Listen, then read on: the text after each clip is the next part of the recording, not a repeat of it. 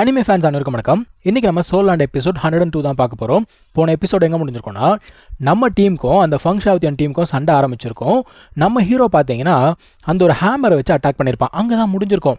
இப்போது சண்டை கண்டினியூ ஆகுதுங்க. அவன் அடித்த அடி எப்படி இருக்குன்னா, இந்த ஃபங்ஷாவத்தியன் இருக்கான் பாருங்க, அவனோட அட்டாக் வந்து கம்ப்ளீட்டாக உடஞ்சி போச்சு. அவன் எங்கேயோ போய் விழுந்துட்டாங்க. நல்ல வேலை அங்கேருந்து ஒருத்தர் பறந்து போய் அவனை பிடிச்சி கொண்டு வந்து ஸ்டேஜில் வைக்கிறாரு. இல்லைனா எங்கே விழுந்திருப்பானே தெரியல. இதை வந்து இந்த டீம் மெம்பர்ஸால் நம்பவே முடியல. காரணம் என்னென்னா, போன மேட்ச் அப்படிங்கிறது நடக்கும்போது நம்ம ஹீரோக்கு ஈக்குவலாக அவன் சண்டை போட்டான். ஸோ இப்போ மட்டும் எப்போ உடனே டிஃபீட் ஆகிட்டான் அப்படிங்கிற மாதிரி எல்லாரும் பார்க்குறாங்க. இது பத்தாவதுக்கு அந்த எல்டர் இருக்கான் பாருங்க, அவனும் புலம்புறான். அவன் தான் யோசிக்கிறானா, இவன் அன்னைக்கே தடுத்து நிறுத்திருக்கணும், அதை பண்ணியிருந்தா இன்னைக்கு இது நடந்திருக்குமா அப்படின்னு புலம்புறான். இப்போ சிங்மிங் என்ன சொல்கிறாரு, ஃபங்ஷாவத்தியனுக்கு வந்து பார்த்தீங்கன்னா மொத்தமாக 3 பேர் தான் அவங்களோட சோல் பவர் அப்படிங்கிறத கொடுத்துருக்காங்க. ஆனால் நம்ம டீமில் 7 பேருடைய பவர் அப்படிங்கிறது கம்பைன் ஆயிருக்கு. ஸோ அந்த அட்வான்டேஜ் வந்து நம்ம ஹீரோக்கு இருக்குது.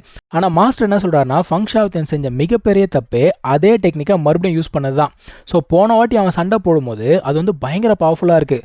தங்சானால் வந்து பார்த்தீங்கன்னா அதை சுத்தமாக தாக்கு பிடிக்கவே முடியல. ஸோ தங்சான் என்ன பண்ணியிருப்பானா, அந்த ஒரு அட்டாக்கை கம்ப்ளீட்டாக டீட்டெயிலாக ஸ்டடி பண்ணி அதோட வீக்னஸ் என்ன அப்படிங்கிறதையும் கண்டுபிடிச்சிட்டான்.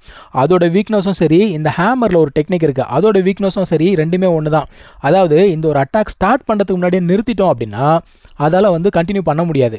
இப்போ அடுத்த கேள்வி என்னன்னா, அவன் வந்து பயங்கர வேகமாக வந்துகிட்டு இருந்தான். தங்சான் எப்படி கரெக்டான நேரத்தில் அட்டாக் பண்ணான், அந்த ஒரு கேள்வி. அதான் மாஸ்டர் என்ன சொல்கிறாரு, அதுதான் தங்சானுடைய ஸ்பெஷல் ஸ்கில் அப்படிங்கிறாரு.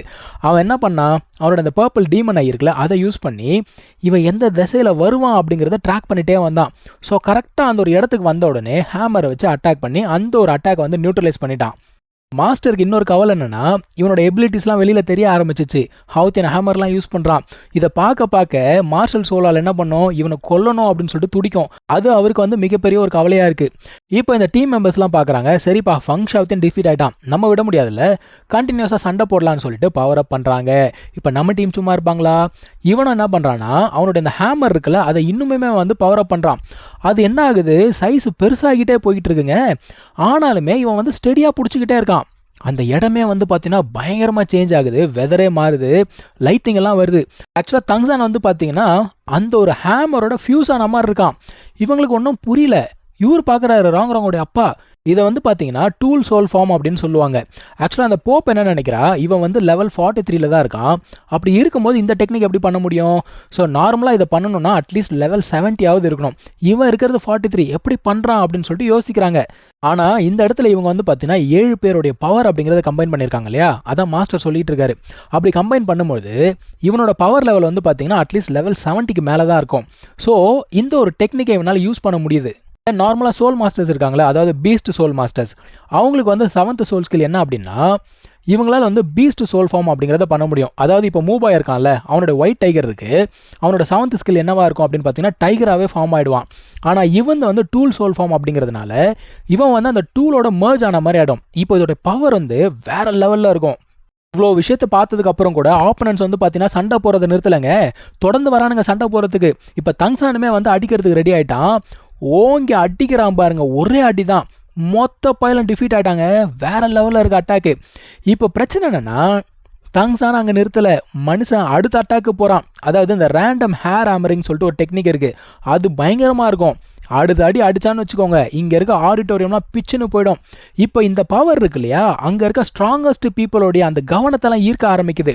இப்போ இவன் அடிக்கலான்னு போகிறான், எல்லாருமே பார்க்குறாங்க, ஐயோ என்ன ஆக போகுது தெரியலையன்றப்போ தங்சானுக்கு ஒரு குரல் கேட்குது, நிறுத்து, உன்னோட பவரை கண்ட்ரோல் பண்ணு. அதாவது அவங்க அப்பாவுடைய குரல் கேட்குது. அப்படியே நிறுத்துறான், பவர் அப்படியே திரும்ப எடுக்கிறான். உன்னோட மார்ஷல் சோலை திரும்ப எடு அப்படின்னு உடனே அந்த ஒரு ஹேமரை மறைய வச்சுட்டான்பா. இப்போ இவனுக்கு என்னன்னா, இல்லையே அப்பா இங்கே வரதுக்கு வாய்ப்பு இல்லையே, ஏன்னா அவர் எங்கேயோ இருக்கார், எங்கே இருக்காருன்னு கூட தெரியல, இது வந்து மாஸ்டராக தான் இருக்கும் அப்படிங்கிற மாதிரி இவன் யோசிக்கிறான். ஒரு வழியாக சண்டை முடிஞ்சு போச்சு. தங்சான் என்ன யோசிக்கிறான், நல்ல வேலை மாஸ்டர் வந்து நிறுத்தினார், இல்லை என்னோட சோல் பவர் மொத்தமாக காலி ஆயிருக்கும் அப்படின்னு யோசிச்சுக்கிட்டு இருக்கான். ஸோ நம்ம டீம் தான் வின்னர் அப்படிங்கிறத அனௌன்ஸ் பண்ணிட்டாங்க. ஸோ மாஸ்டர் என்ன சொல்கிறாருன்னா, உன்னால் டோல் சூல் ஃபார்ம் அப்படிங்கிறத யூஸ் பண்ண முடியும், எனக்கு தெரியாமல் போச்சு, என்னோட தப்பு தான், மன்னிச்சுக்கோ அப்படிங்கிறாரு. அதுக்கப்புறம் சரி வாங்க நம்ம திரும்ப போகலாம், உங்களோட சோல் பவர் எல்லாமே வந்து பயங்கரமாக கம்மியாயிடுச்சு, போயிட்டு ரெக்கவர் பண்ணுங்க அப்படிங்கிறாரு. ஓகேன்னு சொல்லிட்டு எல்லாருமே திரும்ப போகிறாங்க. போயிட்டு எல்லாருமே உட்காந்து அவங்களோட பவர் அப்படிங்கிறத ரெக்கவர் பண்ணிக்கிட்டு இருக்காங்க. இப்போ மாஸ்டர் வந்து தங்சான் கிட்ட கேட்குறாரு, உன்னோட சோல் பவர் வந்து நாளைக்கு ரெக்கவர் ஆகிடுமா அப்படின்னு சொல்லிட்டு கேட்குறாரு. ஏன்னா இருக்கிறதுலே இவனோட சோல் பவர் தான் அதிகமாக காலியாக இருக்குது. அவன் என்ன சொல்கிறான்னா, ஒன்றும் பிரச்சனை இல்லை மாஸ்டர், நான் வந்து பார்த்துக்கிறேன், என்னோட ஃபவுண்டேஷன் வந்து ஸ்ட்ராங்காக இருக்குது, எனக்கு இது ஒன்றும் பெரிய விஷயம் இல்லை அப்படின்னு சொல்கிறான். இப்போ மாஸ்டர் என்ன சொல்கிறாருன்னா, ஃபைனல்ஸுக்கு இவங்க ஒரு பிளான் போட்டாங்கல்ல, அந்த பிளான் ஒர்க் ஆகாது அப்படிங்கிறாரு. அதான் இவனுங்க என்ன கேட்குறானுங்க, இப்போ தான் நம்ம ஒரு சண்டை போட்டோம், பக்காவாக ஜெயிச்சுட்டு வந்திருக்கோம், பர்ஃபெக்ட் விக்ட்ரி அப்படின்னு கூட சொல்லலாம், ஏன் ஜெயிக்க முடியாது சொல்கிறீங்க அப்படின்னு சொல்லிட்டு கேட்குறானுங்க. இந்த 7-in-1 ஃபியூஷன் ஸ்கில் பண்ணாங்க இல்லையா, அதை கூட பார்த்தீங்கன்னா மேட்ச்சுக்கு முன்னாடி தான் மாஸ்டர் வந்து எப்படி பண்ணணும் அப்படிங்கிறத சொன்னாராம். அதை யூஸ் பண்ணி இவனுங்க ஈஸியாக பண்ணிட்டு வந்துட்டானுங்க, ஏன் பண்ண முடியாது அப்படின்னு கேட்குறானுங்க. அதாவது மார்ஷல் சோலால் வந்து ஒரு நைட்டுக்குள்ளே நமக்கு ஏற்ற மாதிரி பிளான் போட்டுருமா அப்படிங்கிற மாதிரி கேள்வி இவங்களுக்கு. மாஸ்டர் என்ன சொல்கிறாருன்னா, மார்ஷல் சோலால் அப்படிங்கிறது சாதாரண இடம் கிடையாது, அவனுங்கிட்ட எவ்வளோ பவர்ஃபுல் மாஸ்டர்ஸ் இருக்காங்க தெரியுமா, அவங்கெல்லாம் ரொம்ப ஈஸியாக கவுண்டர் மெஷர் அப்படிங்கிறத ரெடி பண்ணுவாங்க அப்படின்னு மாஸ்டர் சொல்லிக்கிட்டு இருக்காரு. இப்போ மாஸ்டர் சொன்னதுக்கு ஏற்ற மாதிரியே மார்ஷல் சோலால மீட்டிங் அப்படிங்கிறது போயிட்டு இருக்குங்க. அந்த போப் என்ன சொல்கிறா, நாளைக்கு தங்சான் வந்து அந்த டூல் சோல் ஃபார்ம் அப்படிங்கிறத யூஸ் பண்ணா அப்படின்னா நீங்கள் அதை பற்றிலாம் பெருசாக கவலை பண்ண வேண்டிய அவசியம் கிடையாது அப்படிங்கிறா. ஒன்று அவன் செத்து போயிடுவான், இல்லை அவனுக்கு பயங்கரமாக அடிப்படும். ஸோ நீங்கள் கவனிக்க வேண்டியது அந்த 7-in-1 ஃபியூஷன் ஸ்கில் மட்டுமே அப்படிங்கிறாங்க. அது மட்டும் இல்லாமல் நாளைக்கு யார் ஜெயிக்கிறாங்களோ அவங்களுக்கு தான் என்ன கிடைக்கும், சோல் போன் அப்படிங்கிறது கிடைக்கும். இந்த ஒரு டோர்னமெண்ட்டை பெரிய பெரிய மாஸ்டர்ஸ் வந்து பார்த்துக்கிட்டு இருக்காங்க. அப்படி இருக்கும்போது இவங்க பண்ண ப்ராமிஸை மீற முடியுமா, முடியாது இல்லையா, அதனால் கண்டிப்பாக ஜெயிச்சே ஆகணும் அப்படிங்கிறாங்க. இங்கே மாஸ்டர்ஸ் பேசிகிட்டு இருக்காங்க. ஃப்ராண்டர் என்ன சொல்கிறாரு, நீங்களே செய்யணும்னு நினச்சா கூட மறுபடியும் தங்சானால் அந்த டூல் ஃபார்ம் அப்படிங்கிறத யூஸ் பண்ண முடியாது. மீறி அவன் யூஸ் பண்ணான் அப்படின்னா அவனுக்கு தான் மிகப்பெரிய பிரச்சனை அப்படிங்கிறது வந்து சேரும். அதாவது நார்மல் அட்டாக் வந்து பார்த்தீங்கன்னா சோல் பவரை யூஸ் பண்ணும், ஆனால் அந்த டூல் சோல் ஃபார்ம் இருக்கு இல்லையா, அது வந்து ஸ்பிரிட் பவர் அப்படிங்கிறத யூஸ் பண்ணும். ஸோ இவன் மறுபடியும் அதை யூஸ் பண்ணான் அப்படின்னு வச்சுக்கோங்க, ஒன்று இவனுக்கு லைட்டாக மெமரி லாஸ் அப்படிங்கிறது வரதுக்கு வாய்ப்பு இருக்குது, அதிகபட்சம் பெரிய லெவலில் கோமா கூட வரதுக்கு வாய்ப்பு இருக்குது அப்படிங்கிறாங்க. ஷாவு அப்படியே பார்க்குறா. தங்சான் என்ன சொல்கிறான், அதெல்லாம் ஒன்றும் பிரச்சனை இல்லை, கண்டுக்காத அப்படிங்கிற மாதிரி சொல்லிக்கிட்டு இருக்கான். மறுபடியும் இங்கே மார்ஷல் சோலால் காட்டுறாங்க. அவங்க வந்து என்ன சொல்லிட்டு இருக்காங்கன்னா பசங்கிட்ட, இங்கே பாரு, ரிவார்டு எந்த அளவுக்கு பெருசாக இருக்கோ அந்த அளவுக்கு ப்ரெஷரும் அதிகமாக இருக்கும். நீங்கள் மட்டும் நாளைக்கு தோற்று போனீங்க அப்படின்னா ஒரு கேன்யன் ஒன்று இருக்குது, அந்த ஒரு இடம், அந்த இடத்துக்கு 3 வருஷத்துக்கு ட்ரைனிங் காமிச்சு வச்சுருவேன் அப்படிங்கிறாங்க. அந்த இடத்த கேட்டாலே இவனுங்க அலறானுங்க, ஐயோ அந்த இடத்துக்கா, கண்டிப்பாக ஜெயிச்சே ஆகணும்டா அப்படிங்கிறானுங்க. சரி ஓகேப்பா எல்லாரும் போய் ரெஸ்ட் எடுங்க அப்படின்னு சொல்லிட்டு அமுச்சு விட்டுறாங்க. ஆக்சுவலாக அந்த போப் என்ன சொல்கிறாங்கன்னா, அந்த டீமை பற்றிலாம் எனக்கு பெருசாக கவலை கிடையாது, அந்த டீமில் இருக்கிற பசங்கள்லாம் டேலண்டட் தான், ஆக்சுவலாக அவங்களோட பொட்டன்ஷியல் இன்னும் வந்து கம்ப்ளீட்டாக யாருமே எக்ஸ்ப்ளோர் பண்ணலை, அதில் இருக்கிறதுலே நமக்கு மிகப்பெரிய பிரச்சனையே தங்சான் மட்டும்தான். அது மட்டும் இல்லாமல் மாஸ்டர் இருக்கான் பாரு, அவன் எனக்கு பல வருஷமாக தெரியும், அவனை மாதிரி ஒரு ஆளை நான் வாழ்க்கையில் பார்த்ததே கிடையாது, அவன் எப்படி பிளான் பண்ணுவான் அப்படின்னு கூட சொல்ல முடியாது. அந்த 7-in-1 ஃபியூஷன் ஸ்கில் இருக்கு பாரு, அது வந்து இதுக்கு ஒரு எக்ஸாம்பிள் அப்படிங்கிறாங்க. இவனுங்க என்ன சொல்கிறானுங்க, உங்களுக்கு அவ்வளோ கவலையாக இருந்தால் சொல்லுங்கள், அவனை போட்டு தள்ளிடலாம் அப்படிங்கிறானுங்க.